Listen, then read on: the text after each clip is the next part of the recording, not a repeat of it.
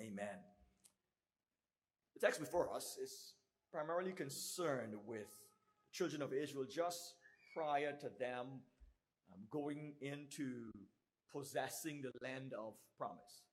Because we know that God had promised Abraham and then renewed his promise to his son, to Isaac, and then renewed the promise to Jacob. God told them that Abraham is going to make him into a great nation, and he was going to give his people a land.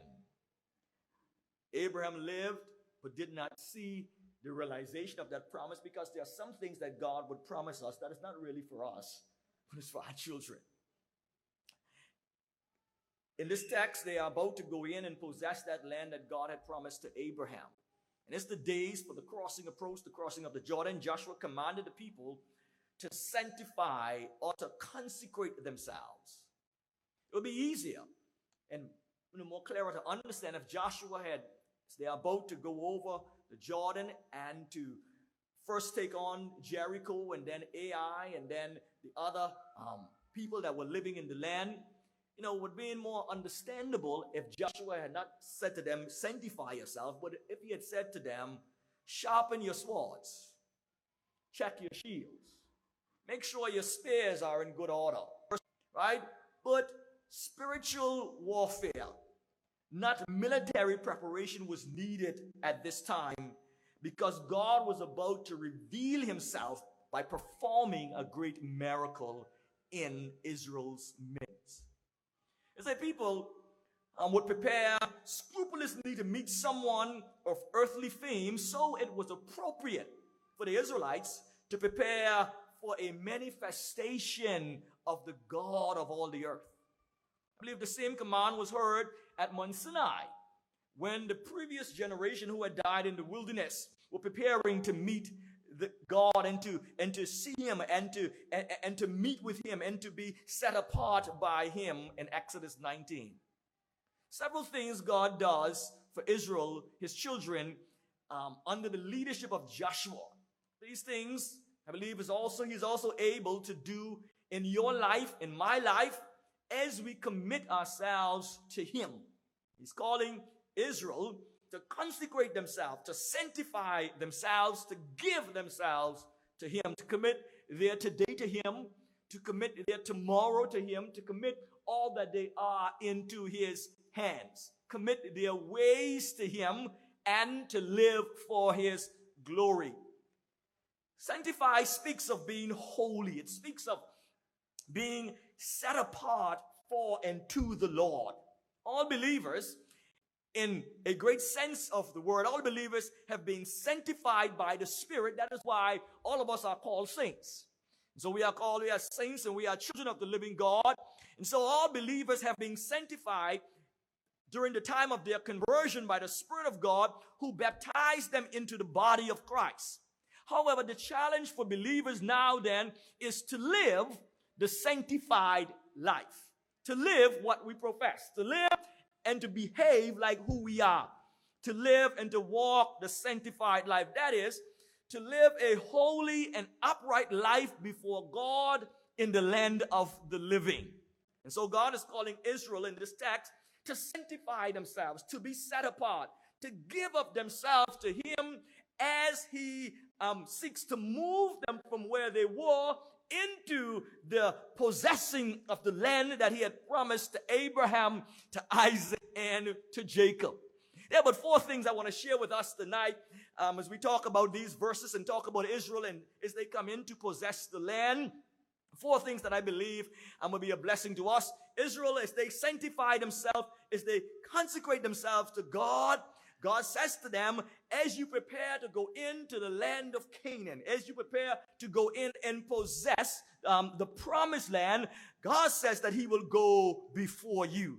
The Lord will go before you. The Lord went before them. He says to them in this text, the Ark of the Covenant symbolized the very presence of God. And the priest and the Levite were to take up the ark.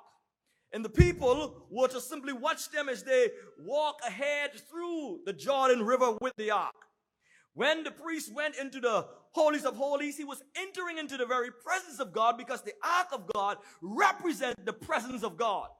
When the Israelites took the ark of the covenant into the battlefield, they did so because it represented the very presence of God.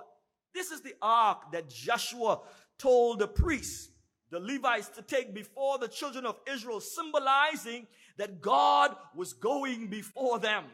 We must always, my brothers and sisters, let God go before us. Those who would commit to him must always allow him to go before them. Why? To go before them, to lead them, and to show them the way that they must go. For, he says to them in the text, for you have never walked this way before. And so, God says to them, let me go before you. Let me go before you, because you're going to engage with people. You're going to walk a path. You're going down a journey that you have never walked down before. And so he says to them, let me go before you to lead you. In our lives, similar, we need God to go before us, to lead us through this confused and mixed up world in which we live in. We should not take a step ahead in our lives without allowing God to go before us. We should not take a step without his lead. We should not move an inch without his leading us. Deuteronomy 31:18 says, and the Lord, he it is that doeth go before thee. He will be with thee. He will not fail thee, neither forsake thee. Fear not, neither be dismayed. But it says, and the Lord, he it is that doeth go before thee. This is the God who the children of Israel, as they left Egypt and they crossed the Red Sea, this is the God who went before them is a pillar of fire by night and a cloud by day, allowing God to go before us. I want to suggest to you that as we anticipate going into 2024, that before you reach, say, God, go before me. Go before me in January. Go before me in February. Go before me in March. Go before me in April and May. Go before me, God. Not only this text, we see that if we give ourselves to God, and if we seek to live lives for his glory and for his honor, that he would go before us. But secondly, text revealed to us that not only that God would go before us, but that God would make a way for us. This is what the text says. He said to them, the ark, let the priests take up the ark of the covenant and let them walk towards the Jordan. And other people wondering, how in the world are we going to cross the Jordan? How are we going to get on the other side to fight against Jericho? How are we going to get to the other side to engage in those who are now possessing the promised land? How are we going to get past this thing that seemed to be blocking us and seemed to be standing in our way? Well, as the priest, Joshua says to them, here's what God is saying. If you allow him to go before you, it's the priest go into the Jordan bearing the ark of the covenant. He says, I'll cause the sea to split in two so that you would be able to pass over on dry ground. In the text, the ark went before them and parted, opened the water so that they would be able to walk across. When we allow God to go before us, he's able to open doors that are closed to us. He's able to move obstacles that is blocking our way. He's able to make a way, the old folks would say, where there seemed to be no way. The songwriter says, God will make a way where there seemed to be no way. Says he works in ways we cannot see. He will make a way for me. He will be my guide, walking closely to my side with love and strength. For each new day, he will make a way. So God will not only go before you, but God would make a way for you. For Brother Ian, I don't know if you know, but God specializes in making ways where there seem to be no way. His power, he specializes in working in hopeless situation. Israel, prior to this was like a deja vu experience for Joshua. This was the days you were experienced because Joshua said to say, God, I remember this happened before when our backs was against the wall and we were mountains on both sides and Pharaoh's army was coming behind us and Moses was standing there. And the people were screaming, saying, Moses, was there not enough grave in Egypt that you brought us into the wilderness to die? And Moses said to the people, stand still, and you shall see the salvation of the Lord. Salvation speaks of deliverance. It speaks of God making a way. And so Moses lifted up his rod, and God parted the Red Sea because God is able to make away. May I suggest to you that if you allow God to go before you into tomorrow, God to go before you into January, into February, into March, into April, into May, that God is able to open doors before you, that God is able to make ways for you, that God is able to do supernatural, great, and wonderful things on your behalf as you allow Him to go before you and open doors for you and make a way for you. Listen what it says in the text. It says to them, listen. That's to them. He says, listen, the Ark of the Covenant is going to go. He says, but you guys don't get too close to it. Stay behind. Stay behind it. Stay behind it. Because you've never walked this way before. And so you need someone to lead you. Need someone to guide you. And so you need to be able to follow me every step of the way. May I suggest to you that as you go into next year, one of the things that you want to do in your life is you want to commit to following God every step of the way.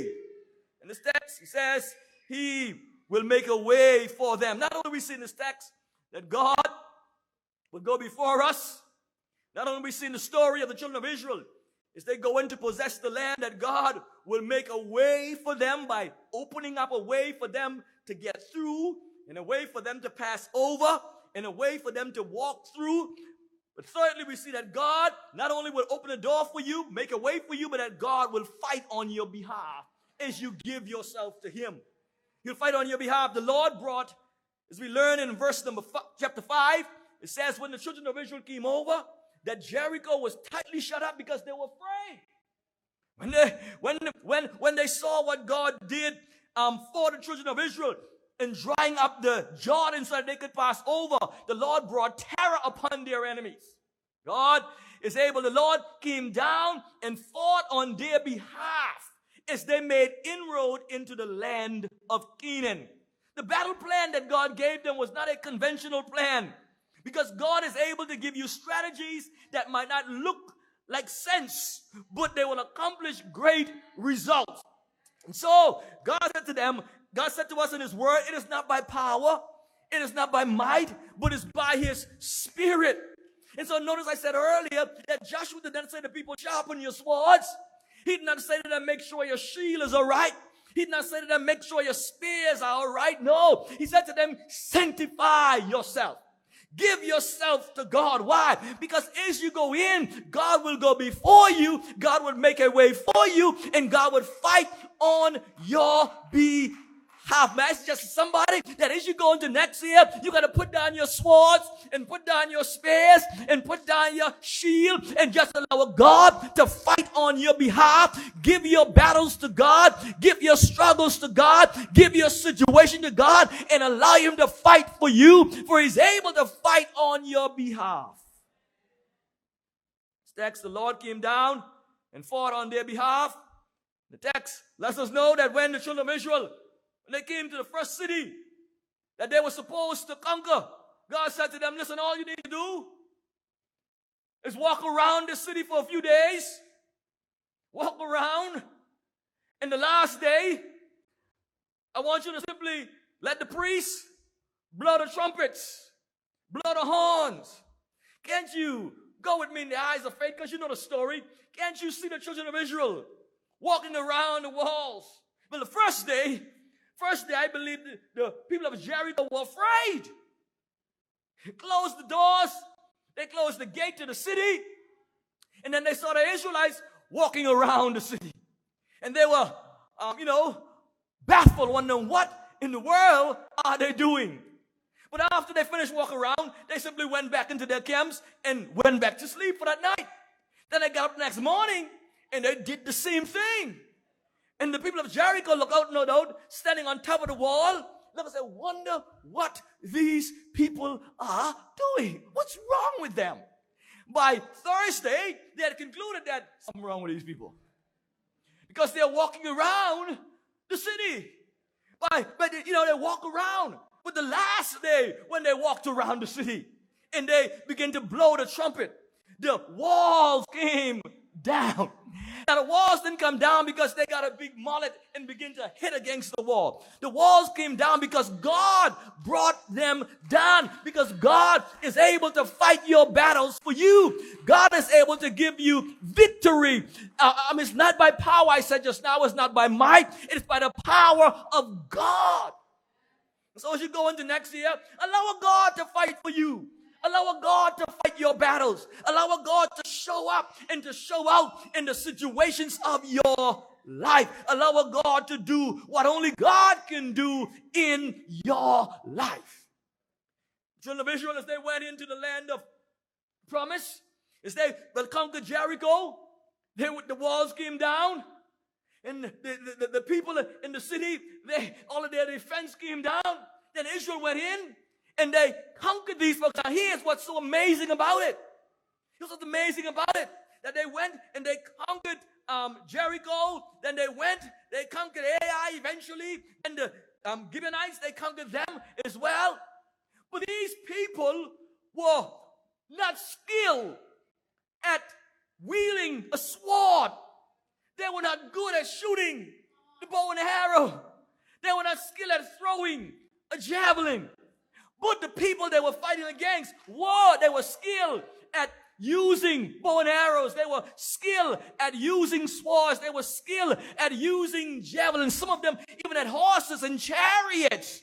But let me suggest to you that it is not what you have in your hand in terms of a weapon to fight. It is who you have on your side that gives you the victory.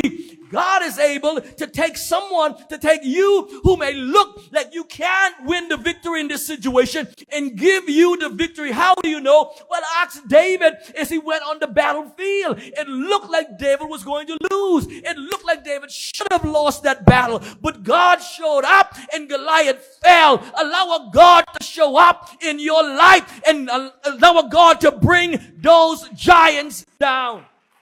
He says, that's God. He went before them, the Ark of the Covenant. Not only went before them, but he made a way for them. He opened up the Jordan so that they can have a place to rest their feet. He said to them, as you move forward, I'm going to fight for you. Because he said to Joshua in Joshua chapter 1, this is what he says. He says this. He says, now therefore, Moses, my servant, is dead. Go over this Jordan, thou and all this people into the land which I do give to you. He said, Joshua, I am giving you all this land. I'm giving it to you. Even to the children of Israel. He said, every place that the sole of your foot shall tread upon, that have I given unto you, as I said unto Moses. Now, God gave it to them. God said, all I need you to do is get up and go after it. Look at the text. In chapter number 1, he says this, Moses, my servant, is dead. Now, therefore, arise, get up, and go over this Jordan. As you go, I will fight for you. I will fight through you. I will give you the victory because I already promised this to you. Now, the thing is, when God said to us, get up and go out, we got to simply be willing to do what? Get up and go out. Because if Joshua would have stayed sitting down, then the land was still being there. God already said to Joshua, I will give it to you. I'm going to fight for you, and you're going to have the victory. I'll go before you. I'll make a way for you. I will fight for you. And lastly, he says, I will establish you. The Lord will establish you in a good place. The Lord is about, he says to Joshua, sanctify yourself, give yourself, consecrate yourself. He says, I'm going to go before you. As the Ark of the Covenant goes before you, I'm going to make a way for you. He made a way for them. He fought for them. And he says, I'm going to establish you. He established them in the land. That is, the Lord placed them and established them in a good land. in a good place. Because God only gives good things. You may not think it's good, but God only gives good things. All right, the Lord placed them and established them in a good place. It was a spacious land. It was a fruitful and a fertile land. They inherited houses they had not built. They inherited fields they had not planted. They inherited grapevines they had not tended, because God was establishing them in a good place. God is able to establish you in a good place when you commit yourself to Him. He can place and establish you in a place where you are not humanly qualified to be in, but He can place you there and establish you there. He can establish you on a job that you shouldn't have because you will have the degree to have that job, but He can establish you in a good place. He can establish you in a church. He can establish you on that board. He can establish you and cause your feet to stand firm in a good place because of the kind of God He is. He says to them, says to Joshua and them, He says, listen, go forward. I'm going to give you the land. By all logics, Joseph should have not been governor in Egypt. I mean, let's look at it. First of all, he was a foreigner. Hello? I mean, he's a foreigner. Secondly, he was brought in as a slave. Thirdly, they say he was guilty of committing a crime. Somebody's in jail, right? He was not educated in the Egyptians' way. I mean, let's be real about it. So he had all these things against him. And so our logic says he didn't qualify to become governor. Pharaoh says to Joseph, he says, the only time I can have more power than you in Egypt is when I'm sitting on the throne. When I'm on the throne, then, I'm in control. But Joseph was the one who was calling the shots and telling the people what to do as they prepared for the 7 years of famine. So God raised up this little boy who was brought into Egypt as a slave. You got to be careful how you treat people who you think ain't going nowhere with their life. You gotta be careful how you treat people who you don't need right now. You gotta be careful how you treat people because they don't look the way you look. They can't wear the kind of clothes you wear. They don't have the education you have. They don't live in the community you live in. They don't have the last name you have. You gotta be careful how you look at folks because that same person may be someone who is in charge of you at some point in your life. So you gotta be careful how you treat folks. Me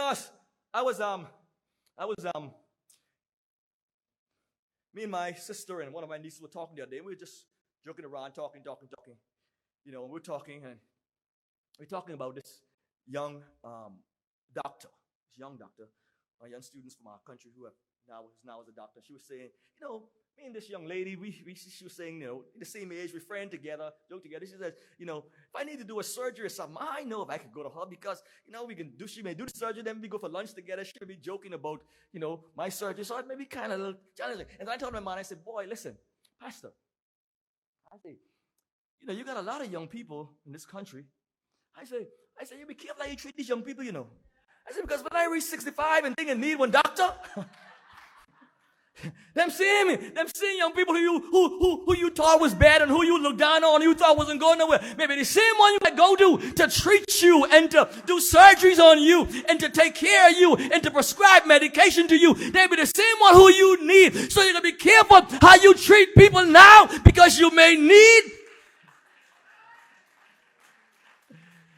You may need them tomorrow. Hello.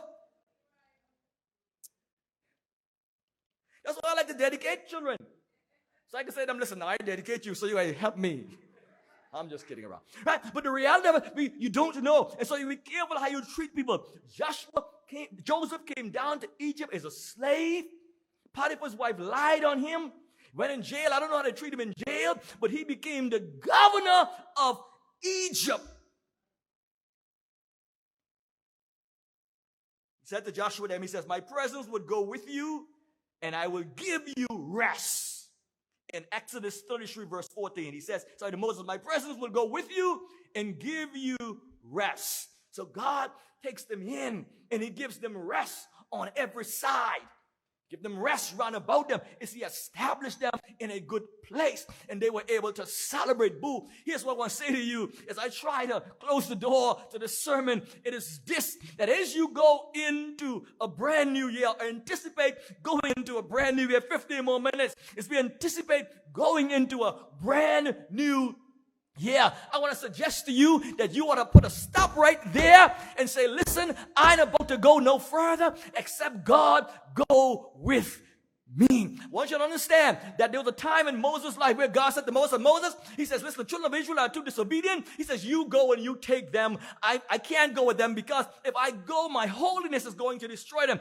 Moses said to God, God, if you stay right here, I can stay right here. I'm only going to go if you go with me. You ought to dare to say to yourself, listen, I want God to go before me into next year. You ought to believe and trust that God is able to go before you. And so I want to encourage you as you go into next year, allow God to go before you.